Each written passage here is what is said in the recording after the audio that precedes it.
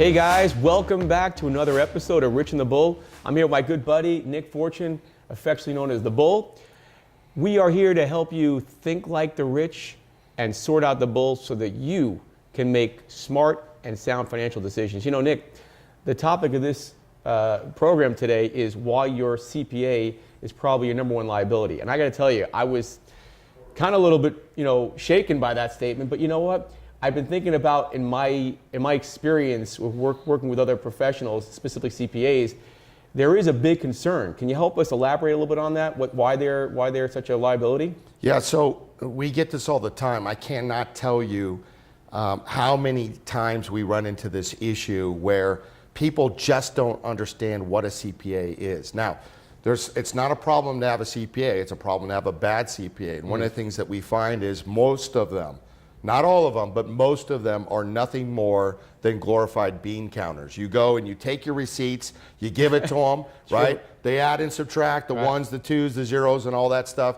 They come out with a number and they say, this is what you need to send to Uncle Sam. No, they don't even do that. They just put it into a software, and the software does that. Yeah, and people don't understand that CPAs don't go out there and find deductions specifically for you or your industry. That's what we do, okay? Anybody can go do a filing, and that's what they do. So, for example, if they charge you $1,000, for example, for your your filing for your tax return, whether it's a K1, a 1065, your 1040, your 1120, your 1120S, whatever it is, whether you have a business or it's individual, one of the things that you got to understand is if you paid them $1,000 and it only takes an hour to do it, they get $1,000 an hour. Why do they want to spend 10 hours trying to find what's better for you? Because now they only make $100 an hour. And it's like a mill. Get you in, get you out, and go ahead and send this information in. And they don't go out there and do homeworks for your industry, right? There are deductions that are specific to everybody's industry. Well, whether you're a doctor, whether you do real estate investments, whether you're an HVAC guy, if you're an independent contractor, whatever.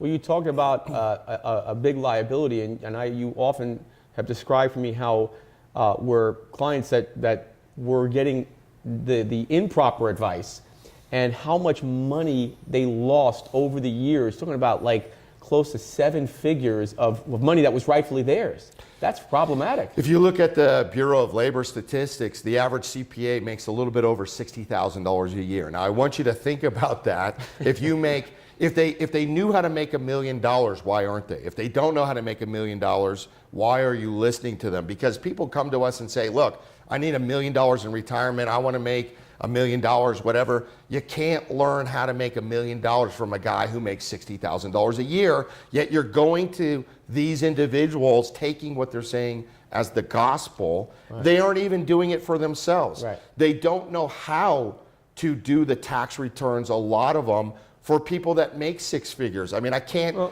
tell you. I mean, we were just talking to people for other clients. We found some of these guys going to these real high-powered tax advisors, big CPA firms, big firms, and we go out there and find $50,000, $60,000 in deductions that the IRS says that they get when they're paying $400, $500, $800 an hour for this information. It's crazy. And then when you look at it and you say, wait a minute, this guy has been at a minimum wasting $60,000 a year on unnecessary tax over the last 10 years. That's over $500,000 that he could have done something with. You know, 2 things that come to my mind as you're talking about this, about the liability factor. First of all, think logically. We're in tax season now, okay? And when you sat with your tax preparer, right, when did you bring them the documents? February. And that was of this year. Now, can you do planning for 2018 if you're in 2019? No. So does it logically make sense? So CPAs, as we often refer to, and once again, there are good ones, you got to find them. Yeah. The good ones are looking, they're forward thinking. So they're going to meet with you in 2018, say, hey, how do we strategize? What can we do? How do we maximize now so that in 2018 we're good?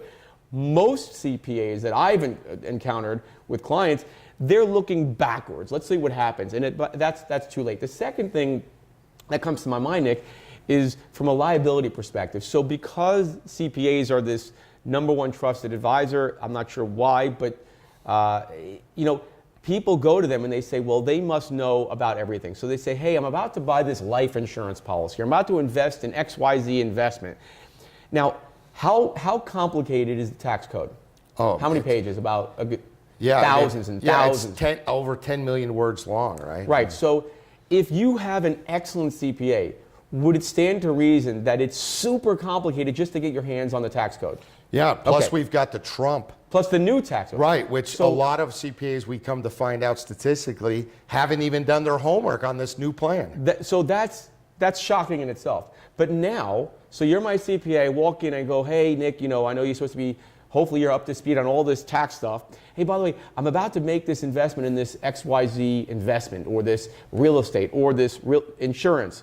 And your response is, oh, you know, you have this blanket response. Now, I would ask you, if your CPA knows anything about that, fire another CPA, because that in itself is complicated. The normal response is, look, that's a great question. My focus is on taxes, but because they have a feeling of like, look, you as you're my client, you expect me to know everything, I must give you an answer. That's why I think they're the number one liability. Let's talk about what they do and don't do. They don't do structures, okay? We have people in our family that have PhDs in tax, right? And you go talk to them, how much schooling did you have on setting up entities and that? And they said, I think we had a class and we talked about it for a couple hours.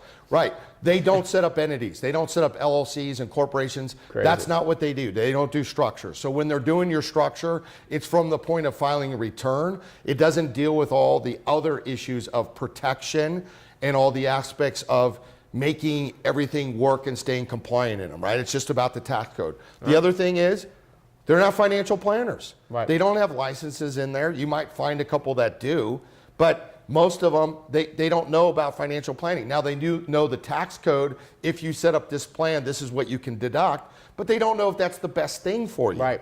Then the last thing about it is that they're not core specific, meaning they're not specific to your industry. They're used to filing all these different people that are out there. You need to be able to do a couple things. Number one, how nice would it be if your financial planner, if your structure guy, and if your tax guy was all in-house, right? Well, and they were working together. They were working together on one plan so that you don't have analysis paralysis. It doesn't do any good to have a structure and then not reap the rewards of it because you go to your CPA and he doesn't know how it works. He doesn't want to admit that he doesn't know how it works. So he files your returns the same way. Right, and therein why is that you have the number one liability. Guys, if you're having this, if you're thinking, you know, yeah, this is happening to me, or you have questions, guess what? Get in touch with us.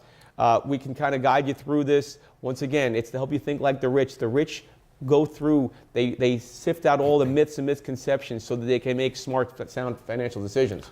I can honestly say with you how few people have come to us where we can honestly say, yeah, your tax professional did everything he was supposed to.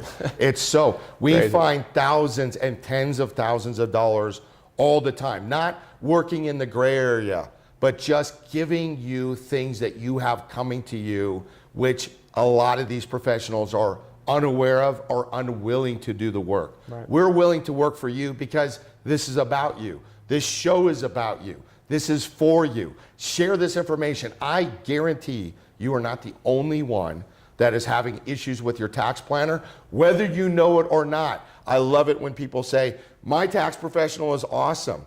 And they think that up until we look at it and go, what about this? Oh, maybe they weren't so awesome. We want to show you what awesome is all about, but in order to do that, you have to reach out to us. Guys, go out there and like and follow us on Facebook. Subscribe to our new YouTube channel. Like and share and comment. That's going to allow you to enter in for a raffle for a $25 Amazon gift card. The reason why you do that is not for the gift card, though. You want to help out your friends and your family, and so do we. So stay tuned in for our next episode.